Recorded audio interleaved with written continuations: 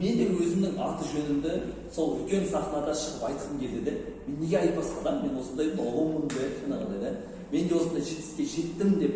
Мен 5000 адамның ішінде түнде отырған болып бүйтіп, жаңағыдай да, мынандай шаққан деп, жаңағыдай да, өзімді керемет санап, мен оқығанмын, мен юристпін, жаңағыдай да. Жарайды әйтеуір, бардым ғой, көрдім ғой, жарайды, үйге барғаннан кейін прокуратураға кірем деп отырғанмын осылай да. Bir gün oturdum, ikinci gün oylana başladım.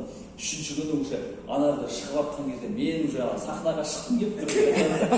Мен шығып уже айтқым келіп тұр да, мен кім екенімді деп. Сосын мен айтамын, спонсорға не істеу керек десем, айтады, статус жабу керексің, сол кезде шығасың дейді. Все хорошо.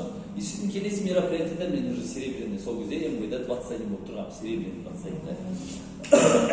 Ол кезде енді үлкен жұмыс. Сол себептен мен сіздерге айтарым да. Самый главный нәрсе адамның ішінде бір мынандай щелчок болу керек та, мынандай. Все, щелкнуло, да? Сіз түсіндіңіз. Все, сетевой маркетинг это мое, да? Я хочу быть свободным человеком, да? И маған ең сетевой маркетингте ұнайтын дүние это вот свобода, да? Сен ешкімге тәуелді емессің. Сенде начальник жоқ, будильник жоқ, понедельник жоқ, да? Маған разница жоқ. Күнде воскресенье өмір, да? Аллаға шүкір. Күнде воскресенье. Разница жоқ. Не болып жатыр, не ойып жатыр. Мен тек ұшатын күндерімді білемін, мына күні ұшамын, мына күні қонамын деген да.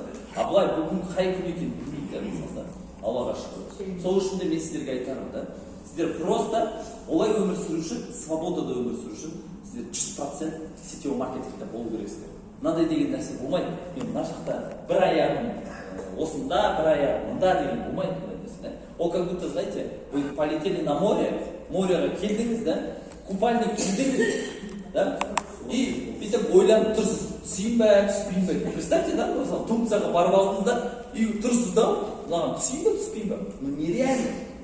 Сізге разница жоқ. Ана жерде мұз болса да секіріп кетесіз, ана жаққа. Ана кім? Алима ханым секіріп кетті ғой жаңағыда неге? Үнді мұхит. Ана жерде анандай толқын деген бұлай толқып жатыр жаңағыдай да. Ана жерде ер азаматтардың өзі жүрек сынып тұр анаға бүйтіп қарап. Өйткені қараңызшы, ана жерде оказывается, мұхитта толқын болған кезде асты қап-қара болып кетеді екен да.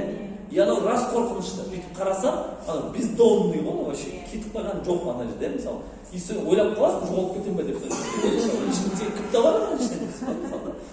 И сөйтіп ер азаматтардың өзі бүйтіп қарап тұрған кезде Алима ханым ана жақтан келіп секіріп, ана жақтан келіп көріп келіп. Былай секіріп салған ғой, не болса.